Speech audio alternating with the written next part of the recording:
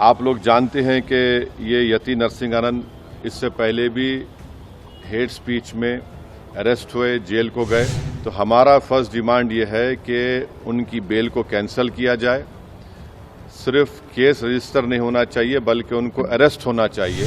ये जो बकवास और बेहूदगी और जो गंदगी की ज़बान इस शख्स ने इस्तेमाल की है हमारे रसूल सल्लल्लाहु अलैहि वसल्लम के ख़िलाफ़, उसको हटाया जाए। आज एमआईएम पार्टी की तरफ से हमारे पार्टी के एमएलएज़, एमएलसीज़ और मैं खुद कमिश्नर पुलिस हैदराबाद जनाब सीवी आनंद साहब से हम मुलाकात किए और उनसे हम एक रिटन रिप्रेजेंटेशन दिए जिसमें हम कमिश्नर पुलिस हैदराबाद से ये डिमांड करे हैं कि एक यति नरसिंह आनंद है जो दासना गाज़ियाबाद के टेम्पल के प्रीस्ट भी हैं, वहाँ पे रहते भी हैं। उन्होंने अपने एक वीडियो में, एक स्पीच में उन्होंने prophet Muhammad peace be upon him सल्लल्लाहु अलैहि वसल्लम के बारे में बकवास और अनाप शनाप और डिरोगेटरी और ऑब्नॉक्शियस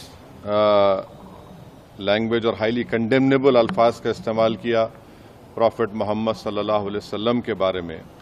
उसमें मैं पूरा पढ़ के सुनाना मैं ज़रूरी नहीं समझता हूँ, मगर जो गंदगी और बेहूदगी की किस्म की जो बातें उन्होंने की है, जिसमें उन्होंने कहा कि मैं हिंदुओं से अपील करता हूँ कि दशहरा के दिन आप जो है प्रॉफिट मोहम्मद सल्लल्लाहु अलैहि वसल्लम के एफिजी बनाकर आप उसको बर्न करिए। उसमें और दूसरे 4-5 चीज़ें भी हैं जो मैं नहीं समझता कि दोहरा सकता हूँ मैं यहाँ पर, मगर हम अपने रिटर्न रिप्रेजेंटेशन में लिख कर दिए, इसलिए लिख कर दिए ताकि जो उनका कंटेंट है स्पीच का वो पुलिस को मालूम हो सके। आप लोग जानते हैं कि ये यति नरसिंह आनंद इससे पहले भी हेट स्पीच में अरेस्ट हुए, जेल को गए और उनका एक बेल का कंडीशन ये भी है कि वो दोबारा इस तरह की बकवास नहीं करेंगे। तो हमारा फर्स्ट डिमांड ये है कि उनकी बेल को कैंसिल किया जाए। सिर्फ केस रजिस्टर नहीं होना चाहिए बल्कि उनको अरेस्ट होना चाहिए। और हम लोग हमारे रिप्रेजेंटेशन में सुप्रीम कोर्ट के उस जजमेंट का कोटेशन भी दिए जो सुप्रीम कोर्ट ने, ऑनरेबल सुप्रीम कोर्ट के डिवीजन बेंच ने सिविल नंबर 943/2021 में कहा कि सुप्रीम कोर्ट ने कहा कि सो मोटो एक्शन लेना जब कभी कोई हेट स्पीच देता। दूसरा, सुप्रीम कोर्ट ने कहा कि any hesitation to act in accordance with this direction will be viewed as contempt of this court and appropriate action will be taken against the erring officers। तो हम ये judgement का भी हवाला कमिश्नर पुलिस हैदराबाद को दिए।